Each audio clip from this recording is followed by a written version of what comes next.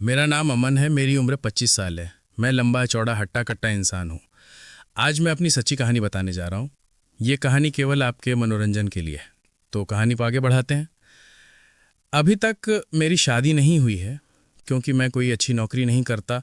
अच्छी नौकरी का मतलब अच्छी तनख्वाह से है। तनख्वाह ज़्यादा नहीं है। मैं फरीदाबाद में रहता हूँ। बात तब की है जब मैं शहर से गाँव गया था। बड़े पापा के यहाँ उनके घर में बड़े पापा, बड़ी मम्मी और भैया भाभी और उनके 2 बच्चे रहते हैं। बड़े पापा की बेटी यानी कि मेरी छोटी बहन पढ़ाई करने के लिए घर से बाहर शहर में रहती है। घर गया तो भैया और भाभी घर में थे। बड़े पापा और बड़ी मम्मी कहीं काम से बाहर गए हुए थे और उनके बच्चे स्कूल गए हुए थे। मैं सुप्रिया भाभी को बहुत पहले से ही पसंद करता था। मुझे कभी ऐसा मौका नहीं मिला था कि मैं भाभी को बता सकूं। उनकी मेरे साथ अच्छी बनती थी। वो मेरे से बहुत घुल मिल गई थी। हम दोनों के बीच बहुत मस्ती मजाक होता रहता था। वो मुझसे हमेशा ही खुश रहती थी। मैं भी जैसे भाभी की हंसी का दीवाना था। फिर वो दिन आ ही गया।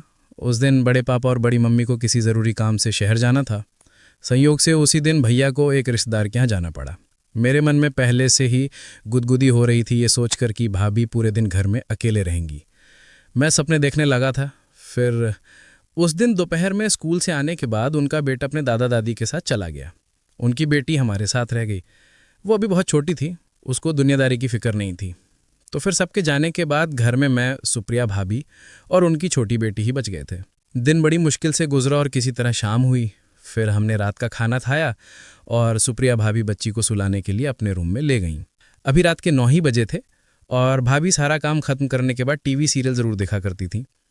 मैं भी टीवी देख रहा था। बच्ची को सुलाने के बाद भाभी भी टीवी देखने आई। मुझे वो बड़ी थकी थकी लगी तो मैंने उनसे पूछ ही लिया, क्या हुआ भाभी, आप कुछ ठीक नहीं लग रही हो? तबीयत तो ठीक है ना आपकी? क्या बताऊं अमन, बहुत थकान हो रही है। घर का काम करते करते बहुत थक जाती हूँ। कल से तबीयत भी कुछ ज्यादा अच्छी नहीं है। मैं बोला, तो भैया को बताया क्यों नहीं? वो बोली, अरे नहीं, वो पहले ही अपने काम में इतना व्यस्त रहते हैं। वैसे मुझे ज्यादा दिक्कत नहीं है, लेकिन आज थकान ज्यादा हो रही है। भाभी, आप दवाई खाकर सो जाओ या आप अच्छे से पैर में मालिश करके सो जाओ, इससे आपको आराम मिलेगा। अमन, तुम मेरी एक बात मानोगे? हाँ भाभी बोलो। क्या तुम मेरी मालिश कर दोगे? ये सुनकर तो मैं अंदर ही अंदर बहुत खुश हो गया, मगर मैंने कंट्रोल रखा। मैं बोला, हाँ भाभी, इसमें इतना पूछने की क्या बात है। ठीक है तो फिर तुम्हारे ही रूम में चलो। मेरे रूम में तो गुड़िया सो रही है। अगर आवाज से उठ गई तो फिर और मुसीबत हो जाएगी। मैं बोला, ठीक है तो फिर मेरे रूम में आ जाओ आप। इतना बोलकर भाभी उठी और हम मेरे रूम में जाने लगे। वो बोली, ठीक है अमन, तुम चलो, मैं मालिश वाला तेल लेकर आती हूँ। जल्दी ही वो अपने रूम से तेल लेकर आ गई। मैंने भाभी को बेड पर लेटने को कहा। भाभी बेड पर पेट के बल लेट गईं। भाभी ने साड़ी पहनी थी तो मैंने उनको साड़ी पैरों पर ऊपर करने को कहा। मेरे कहने पर उन्होंने साड़ी को घुटनों तक उठा लिया। मैं उनके पास बैठ गया और पैरों की मसाज करने लगा। मालिश करवाते हुए भाभी को बहुत अच्छा लग रहा था। 10-15 मिनट तक मैंने उनके पैरों की मसाज की, मगर वो आगे नहीं बढ़ रही थी।